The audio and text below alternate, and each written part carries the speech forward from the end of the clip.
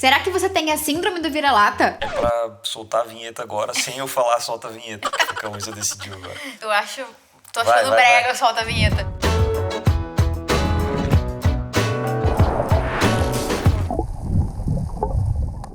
Oi, eu sou a Luísa. E eu sou o Rafael, e aqui nesse canal a gente divide todas as nossas experiências de viagem e de trabalho vivendo fora do Brasil. Então, se você gosta desse tipo de conteúdo, já se inscreve no canal pra não perder nenhum vídeo. E deixa um like também aí, porque você vai gostar do vídeo e depois você vai acabar esquecendo. Cara, a moral de falar sobre esse assunto do complexo de vira-lata, síndrome de vira-lata, seja como você quer chamar, é que, cara, chega muito na gente ali nos comentários e tal, pessoas falando que, tal coisa é complexo de vira-lata, isso é complexo de vira-lata, ou senão, tipo, pessoas com insegurança, né? Isso faz muita gente pensar e refletir, assim, como a gente recebe muitas opiniões, a gente absorve todas as opiniões e tenta ver o que a gente concorda, o que a gente discorda, o que a gente gostaria de falar sobre, e aí a gente decidiu hoje vir falar um pouco sobre isso. Não sei se é um vídeo que vai trazer muita conclusão, né? Mas é mais uma reflexão mesmo. Mas eu acho que é uma reflexão importante pra você que tá querendo viver fora do Brasil, pra você pensar assim, tipo, cara, será que vale a pena ficar me questionando essas coisas às vezes? Na verdade, esse é o ponto. Porque às vezes não vale a pena, às vezes vale mais a pena você ir lá e ver com seus próprios olhos, né? Que foi o que aconteceu com a gente. Tipo, eu acabei descobrindo que às vezes esse complexo do vira-lata, tipo, ela é uma coisa falsa, uma ideia da nossa cabeça, tipo uma ideia que já tá morta, no caso, que você só precisa sair e ver com seus próprios olhos, né? Eu acho que muitas vezes as pessoas ficam parando pra julgar o que é a síndrome do vira-lata e o que não é, em vez de só ir fazer mesmo, que foi o que ele falou. Tanto que, assim, até a gente ter o nosso canal, ter o nosso Instagram, a gente nunca nem tinha falado sobre isso nem era uma conversa entre a gente, sabe? A gente nunca parou pra pensar, nossa, eu vou fazer isso ou não vou fazer isso porque é complexo do vira-lata. A gente só fazia as coisas.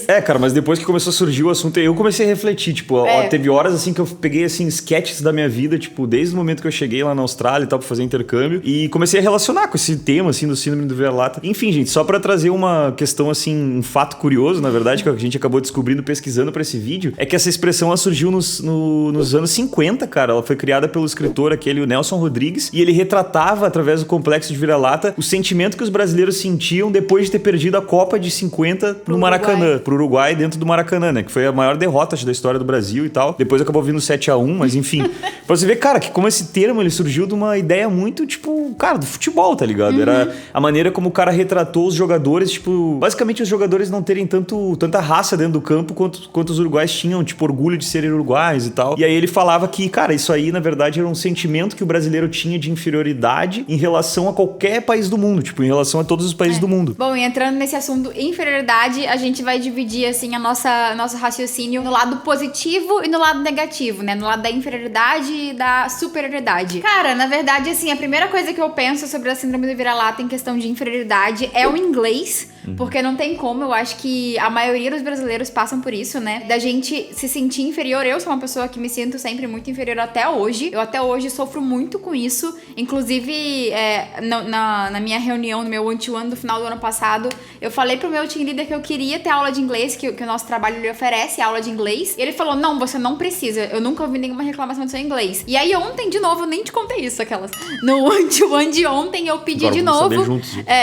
No one-to-one de ontem, eu pedi de novo aula de inglês e ele falou de novo, tá, você não precisa. Eu falei, tá, mas eu quero pra poder aprender mais profissional e tal. Então eu acho que, assim, a gente tá em constante... O tempo todo a gente fica pensando que o nosso inglês é pior do que os outros, é pior do que os outros. E na Austrália, de fato, assim, falando de mim, muitas vezes era, mas aqui a gente percebeu que não é, né? Não, aqui não é. E nem na Austrália, cara, na verdade. Isso aí eu acho que é uma coisa que eu não sei por que a gente carrega isso, cara. A gente acha que, tipo, nosso inglês não é suficiente. Eu já vi, por exemplo, assim, cantores, por exemplo, que quando eu tocava e tal no Brasil, tipo, eu já ouvi de muitos cantores falando assim, mas se eu cantar em inglês eu vou ter, tipo, meu accent brasileiro, meu acento brasileiro, que é ridículo. Sotaque. Aí eu falei assim, cara... Mas, cara, tipo, o cara é africano, ele canta com o sotaque africano e é massa. E você acha massa. O cara é da Jamaica, canta com o sotaque da Jamaica e você acha massa. O cara, espanhol, tipo... colombiano. Espanhol... Tá, mas espanhol tem menos cantando em inglês, tipo, um accent característico espanhol. Tipo, o cara... Entendeu? O cara é de qualquer país e daí quando ele canta em inglês, fica massa. Tipo, fica cool, velho. Não sei, agora tem aquele cara que fala Baby, calm down, calm down. Mano, o cara, tipo, a letra não fala meio que nada com nada, tá ligado? E, mano, o cara é muito famoso, tá ligado? Então, você vê que é uma piração. Tipo, óbvio que todo mundo que não tem a língua mãe, e até mesmo os que têm a língua mãe... Tem sotaque, né? Porque os britânicos, os americanos, os australianos, cada um tem o seu completamente diferente. Um fica zoando o outro, mas, cara, é uma zoação que, cara, não é pra você levar pra, tipo assim, ai meu Deus, eu sou uma ferida, tipo, eu sou um bichinho feio, saca? É uma coisa que, cara, você tem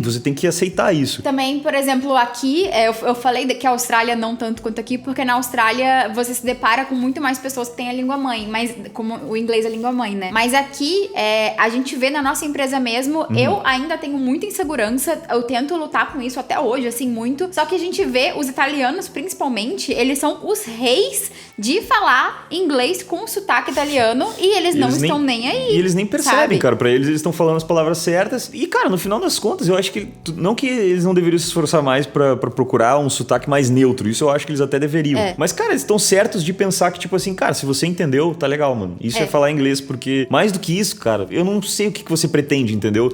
Eu me dei conta disso porque uma vez eu tava servindo um cara na Austrália lá, tipo, fazendo café e tal, e eu notei que o cara tava querendo de alguma forma me inferiorizar, assim, por causa do meu inglês. Eu notei isso. E não acho que isso tenha a ver com o síndrome do vira-lata, mas a partir daquele momento eu vi que, tipo assim, cara, esse cara tá me entendendo, tá ligado? Daí eu peguei e falei pra ele, cara, você não... Tipo assim, eu só olhei pra ele bem sério e falei, cara, você tá me entendendo, por que você tá tentando fazer isso? E o cara parou, velho. E aí, a partir dali, eu notei que, cara, a gente mais precisa se impor, assim, do que ficar com medo, sabe? De falar uma coisa e tal. Tipo, os caras sabem que é a nossa segunda língua, mano. Não precisa ficar achando que você tá falando errado. Uma coisa ou outra, óbvio, às vezes um não vai entender, você repete e tal, mas nada demais. Eu acho que falar errado, provavelmente você vai falar a vida inteira alguma coisa errada. Acho que é impossível a gente falar 100% certo uma língua que não é a nossa língua mãe. Impossível não é, né, Linda? Tem gente que pega, não sei, tem uma galera que... Mas são exceções, Enfim, cara, em algum momento a pessoa vai deixar claro que não é a língua mãe dela. Tinha uma... Sei lá, em momentos que ela menina... tá chorando...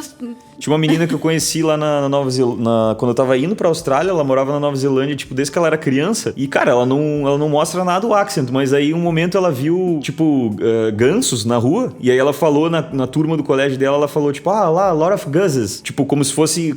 Só que guzzes não é um plural de gus, entendeu? Então, tipo, até ela entrega, sabe? Qualquer uma hora vai entregar. Isso que a Luísa tá querendo dizer, eu acho. Eu acho que o mais importante é você fazer entender e não se sentir que você é uma pessoa pior por isso, enfim. E entrando também em todo esse assunto, tem a questão do próprio trabalho. Porque no trabalho, a gente sente também, às vezes, que a gente é muito inferior por a gente ser brasileiro, sul-americano, ou enfim. Só que, numa grande maioria das vezes, o brasileiro, ele não é inferior. Não quero colocar quem é inferior e quem é superior, mas eu quero falar que o brasileiro é muito trabalhador. Então, eu acho que, assim... Eu acho notável isso também. Eu acho que, tipo, no ambiente de trabalho, eu gosto muito de trabalhar com brasileiro porque eu sei que o cara vai dar o melhor dele, tipo, vai valorizar o trabalho que ele tem e tal. Isso eu acho uma coisa que não são em todas as nacionalidades que eu percebo isso. Tem gente que eu penso que tá mais cagando. Eu noto que o europeu, de uma maneira geral, ele é mais, tipo, preguiçoso com o trabalho. Tipo assim, não é que é preguiçoso, mas ele meio que não tá nem aí, sabe? Tá errado, ele meio que não tá nem aí. Acho que assim, entrando nesse assunto, eu acho que o que a gente percebe, assim, o que eu percebo muito é que como a facilidade de encontrar emprego na Europa é maior do que no Brasil, a taxa de desemprego na maioria dos países é menor, enfim, eu acho que eles sentem que se der errado tem outro. Eu vou pra outro, sempre vai ter um outro lugar pra eu ir. Enquanto que o brasileiro, por mais que quando você tá aqui, você se dá conta disso, que você pode achar outro emprego, você ainda assim não quer perder esse emprego, você quer dar o seu melhor, entendeu? Você dá valor pra ele. Tipo, tá tatuado em você vai sempre fazer isso, né, cara? E uma outra coisa que eu percebi também quando eu cheguei na Austrália lá pra fazer intercâmbio, porque eu fui pra uma escolinha lá de inglês e eu via, tipo, pessoas de todas as nacionalidades, tipo, japonês, italiano, francês, colombiano, tudo quanto é nacionalidade que você pode imaginar, coreano, chinês. E eu não sei porquê, cara, eu tinha uma ideia das pessoas desses países. Isso eu acho que é síndrome do vira-lata, tipo, ou complexo de vira-lata. Eu tinha uma ideia realmente que essas pessoas, elas tinham alguma melhores coisa a mais que que nós, assim. É. Eu achava assim, eu pensava, um cara, um japonês, mano. Eu pensava, tipo assim, um cara, um monge, um cara assim em cima de uma montanha que, tipo, pensava que ia dar sempre a resposta certa, tipo, pras coisas e tal, ia ter calma, ia ter não sei o quê. E quando eu vi os caras, tipo, do meu lado, eu fiquei assim, mano, são pessoas muito normais, entendeu? Então, e aí eu até me senti como brasileiro, assim, me senti poderoso, na verdade. Eu me sinto muitas vezes, tipo, como brasileiro, eu me sinto forte, assim, em relação a outras pessoas, pela vivência que a gente tem, pela cultura que a gente tem e tal, e principalmente pela capacidade de se adaptar que a gente tem, que eu não noto em outras pessoas. Tipo, eu noto que, às vezes, eles, tipo, ou desistem, ou eles realmente não sabem como lidar, ou ficam envergonhados, ou não conseguem transcender aquela questão cultural mesmo. Por outro lado, também tem a outra parte da síndrome do vira-lata, que é na questão de que a gente acaba se recusando, algumas pessoas acabam se recusando a fazer coisas fora do Brasil por acharem que se elas fizerem, elas vão estar na síndrome do vira-lata. Que na verdade isso aqui é tipo a razão que mais motivou esse vídeo, na verdade, que é uma coisa que a gente não concorda, de fato. A gente não acha que se você for fazer um trabalho simples, você vai estar tendo síndrome do vira-lata. Porque o que a gente vê muito, o que mais acontece, assim, abrindo bem o jogo, assim, o que mais acontece é assim, a gente sempre deixa claro aqui que é importante você, quando você sair do Brasil, você estar aberto a qualquer tipo de emprego. Se você é uma pessoa que quer sair do Brasil, que quer emigrar e tá disposta a isso, você sabe que você vai passar por vários passos até você chegar onde você quer. Ninguém vai sair do Brasil e no dia seguinte já vai ter tudo que quer. Você vai ter que construir escadinhas, subir as escadinhas, e pra isso, muitas vezes, você vai ter que fazer o que você não quer no começo. Isso não significa que você vai fazer uma coisa ilegal. Não é esse o ponto. Eu vou trabalhar com... Não, gente. É uma coisa que você não quer. Às vezes você vai ter que lavar a louça que você não quer, entendeu? Você vai ter que limpar o chão, você vai ter que, sei lá, sentar um tijolo, qualquer coisa que for, mano. A primeira coisa que te aparecer que você tenha que pegar, né, cara? Principalmente porque você vai estar aprendendo uma outra língua e tal, você vai estar aprendendo sobre uma nova cultura. E, cara, na nossa opinião, a gente queria reforçar isso e tá sempre dizendo que, cara, a gente não acha isso. Não é nenhum vexame você fazer isso e muito menos síndrome de vira-lata, cara. Isso é noção, na minha opinião. É você ter noção que você tá recomeçando. Noção de que você precisa construir um caminho, sabe? Pra chegar onde você quer. Porque o que a gente escuta, por exemplo, mas eu não sou formado em medicina, eu não sou médico, sei lá, eu não sou...